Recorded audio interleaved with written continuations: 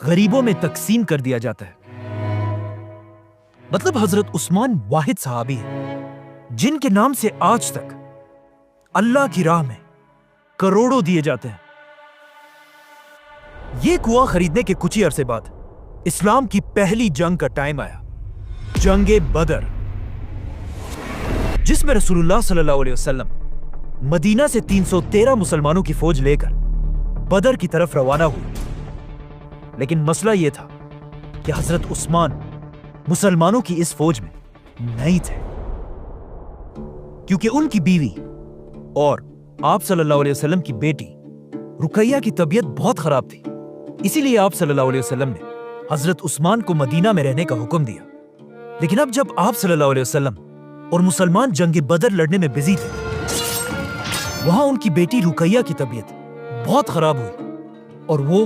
اس دنیا سے چلی گئی۔ جب رسول اللہ صلی اللہ علیہ وسلم جنگ بدر جیت کر واپس مدینہ پہنچے تو مسلمان بہت خوش تھے اور جنگ جیتنے کا جشن منا رہے تھے۔ لیکن اسی وقت آپ صلی اللہ علیہ وسلم کو ان کی بیٹی رقیہ کی موت کی خبر دی گئی، جس پر آپ صلی اللہ علیہ وسلم کو اس جیت کے دن بھی بہت دکھ ہوا۔ رقیہ رضی اللہ تعالی عنہا کی موت کے بعد مدینہ کے لوگوں نے دیکھا کہ حضرت عثمان بہت ہی دکھی اور پریشان رہنے لگے، اور جب ان سے پوچھا گیا تو انہوں نے بتایا کہ رقیہ کی موت کا دکھ تو مجھے ہے ہی، لیکن مجھے اس بات کا بھی غم ہے کہ ان کے جانے کے بعد میرا رشتہ رسول اللہ صلی اللہ علیہ وسلم کے ساتھ ٹوٹ چکا ہے۔ یہ سن کر آپ صلی اللہ علیہ وسلم نے اپنی دوسری بیٹی ام کلثوم کی شادی بھی حضرت عثمان سے کرائی، جس کے بعد حضرت عثمان کا نام ذو النورین پڑا، مطلب دو نوروں والا۔ بدر کی جنگ ایسا ایک ہی ایونٹ تھا جس میں حضرت عثمان مسلمانوں کے ساتھ شامل نہیں تھے، کیونکہ بدر کے بعد حضرت عثمان اسلام کی ہر بڑی جنگ، احد اور خندق جیسی بڑی جنگوں میں شامل تھے، اور اس کے بعد آیا حضرت عثمان کی زندگی کا سب سے امپورٹنٹ ایونٹ کہ جب خندق کی جنگ کے بعد مسلمان مدینہ سے عمرہ کرنے کے لیے مکہ کی طرف روانہ ہوئے۔ جیسے ہی مسلمان مکہ کے قریب پہنچے، رسول اللہ صلی اللہ علیہ وسلم نے حضرت عمر کو حکم دیا کہ جاؤ اور مکہ کے لیڈر ابو سفیان سے بات کرو کہ ہم کسی جنگ کے لیے نہیں بلکہ صرف اور صرف عمرہ کرنے کے لیے آئے ہیں۔ یہ سن کر حضرت عمر نے آپ صلی اللہ علیہ وسلم سے کہا کہ میرا خاندان مکہ میں اتنا سٹرونگ نہیں ہے کہ وہ میری حفاظت کر سکے، آپ میری جگہ عثمان رضی اللہ تعالیٰ عنہ کو بھیجیں، کیونکہ ان کا خاندان بنو امیہ ہے جن سے اس وقت مکہ میں کوئی بھی طاقتور نہیں ہے۔ آپ صلی اللہ علیہ وسلم کو بھی یہ بات پسند آئی اور انہوں نے حضرت عمر کو چھوڑ کر اس اتنی امپورٹنٹ ڈیل کے لیے حضرت عثمان کو بھیجا۔ اب جب حضرت عثمان مکہ کی طرف چلے گئے تو لوگوں نے یہاں آپ صلی اللہ علیہ وسلم سے پوچھا کہ کیا ایسا ہو سکتا ہے حضرت عثمان سب سے پہلے جا کر کعبہ کا طواف کر کے واپس آ جائے؟ تو رسول اللہ صلی اللہ علیہ وسلم نے کہا کہ جتنا میں عثمان کو جانتا ہوں وہ مجھ سے پہلے کبھی بھی طواف نہیں کرے گا۔ جیسے ہی حضرت عثمان مکہ پہنچے، وہاں ایگزیکٹلی ایسا ہی ہوا۔ مکہ والوں نے حضرت عثمان سے کہا کہ آپ باقی مسلمانوں کو چھوڑے، آپ بڑے خاندان سے ہیں اور خود کعبہ کا طواف کر کے واپس چلے جائیں۔ لیکن حضرت عثمان نے انہیں کہا کہ میں کبھی بھی آپ صلی اللہ علیہ وسلم سے پہلے طواف نہیں کروں گا۔ اب مکہ والے مسلمانوں کو بس تکلیف دینے کے لیے حضرت عثمان کے ساتھ اس ڈیل کو ڈیلے کرنے لگے، جس کی وجہ سے حضرت عثمان کئی دن تک مکہ میں ہی رہے۔ اچانک وہاں مسلمانوں کے کیمپ یہ افواہ پھیلی کہ مکہ والوں نے رسول اللہ صلی اللہ علیہ وسلم کے میسنجر عثمان کو شہید کر دیا ہے، اور یہ آپ صلی اللہ علیہ وسلم کی ایسی توہین تھی جسے ایکسپٹ کرنا امپاسبل تھا۔ اب تک مسلمان کسی جنگ کے لیے تو نہیں آئے تھے، لیکن مکہ والوں کی اس حرکت کے بعد آپ صلی اللہ علیہ وسلم نے اپنی اسٹریٹجی بدل دی اور مسلمانوں سے ایک درخت کے نیچے بیعت لینا شروع کی کہ ہم اپنے خون کے آخری قطرے تک حضرت عثمان کے بدلے کے لیے مکہ والوں سے لڑیں گے۔ جس کے بعد سارے مسلمانوں نے آ کر رسول اللہ صلی اللہ علیہ وسلم کے ہاتھ پر بیعت کی، اور حضرت عثمان رضی اللہ تعالیٰ عنہ کی طرف سے آپ صلی اللہ علیہ وسلم نے ایک ہاتھ دوسرے ہاتھ پر رکھ کر ان کی طرف سے بھی بیعت کی۔ مطلب مسلمانوں کی پوری فوج حضرت عثمان کے لیے اپنی جان دینے کے لیے تیار تھے، لیکن یہ جنگ کبھی ہوئی نہیں کیونکہ یہ ایک جھوٹی افواہ تھی، اور حضرت عثمان بالکل صحیح سلامت واپس آ کر مسلمانوں کے ساتھ شامل ہوئے۔ اس بیعت کو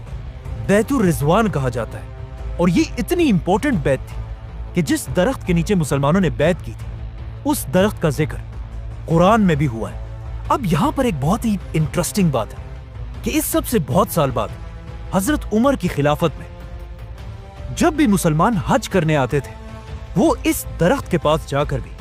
حاضری لگاتے تھے، جو ایک ایسا کام تھا جس کا اسلام میں کوئی ذکر نہیں ہے، اور حضرت عمر نہیں چاہتے تھے کہ مسلمان اسلام میں نئے نئے رواج بنائیں، تو حضرت عمر نے اپنی خلافت میں حکم دیا کہ اس درخت کو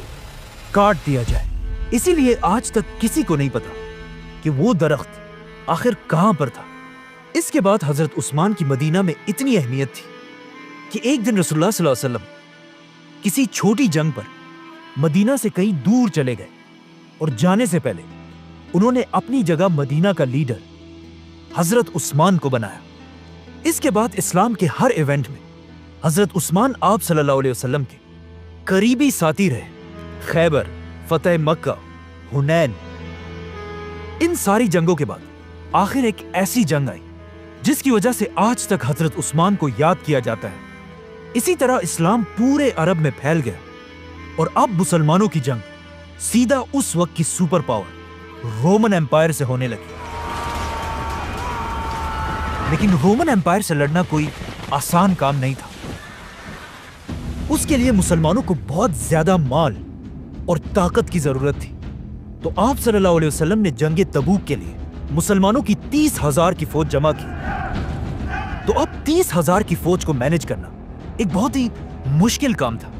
اسی لیے رسول اللہ صلی اللہ علیہ وسلم نے پوری مسلمان امت سے اپیل کی کہ جس سے جتنا ہو سکے اس فوج کی مدد کے لیے خرچ کرے، اور جو بھی اس فوج کی اپنے مال سے مدد کرے گا اس کے بدلے میں اسے جنت ملے گی۔ یہ سن کر حضرت ابو بکر نے اپنے گھر کا سارا سامان لا کر ڈونیٹ کر دیا۔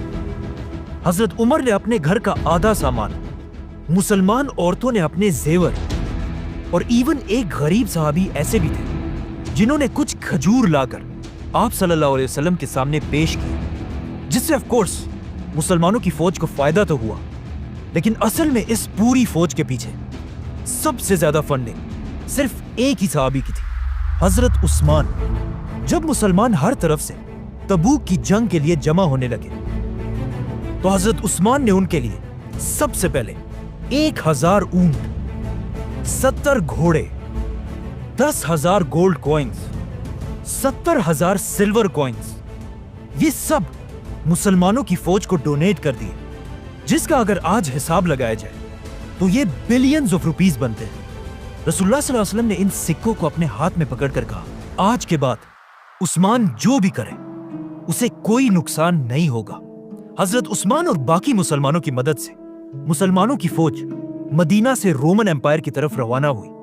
لیکن یہ فوج اتنی بڑی تھی کہ صرف اس کے کھانے پینے کا خرچہ بھی بہت بڑا تھا،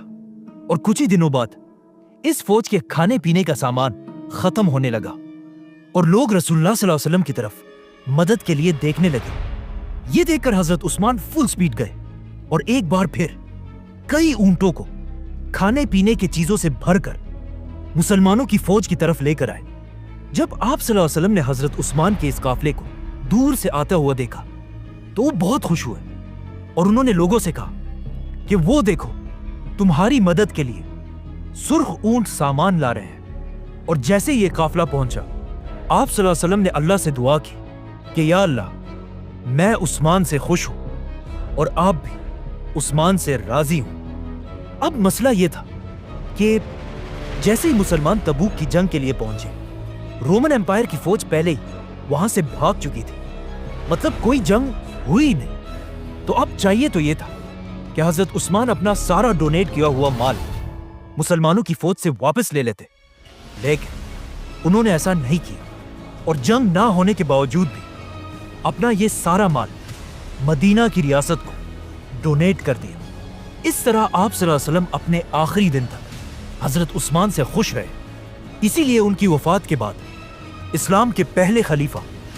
अबू बकर रज़ियल्लाहु तआला अन्हु ने हजरत उस्मान को अपना बड़ा मिनिस्टर बनाया और हजरत उस्मान उसी तरह अपने बिजनेसेस की ताकत से मुसलमानों की इस खिलाफत को सपोर्ट करते रहे। जिसके बाद हजरत उमर की खिलाफत में भी हजरत उस्मान उनके सबसे बड़े मिनिस्टर्स में से रहे, लेकिन जैसे ही हजरत उमर की शहादत के बाद हजरत उस्मान मुसलमानों के खलीफा बने, रोमन और पर्शियन एम्पायर के बादशाहों को समझ आ गई कि यही टाइम है मुसलमानों की इस खिलाफत को खत्म करने का, और उन्होंने मुसलमानों की इस खिलाफत पर हर तरफ से हमला कर दिया। तो अब हजरत उस्मान ने यह प्रूव करना था कि वो हजरत उमर की इस इतनी बड़ी खिलाफत को डिफेंड कर सकते हैं या नहीं। सब्सक्राइब।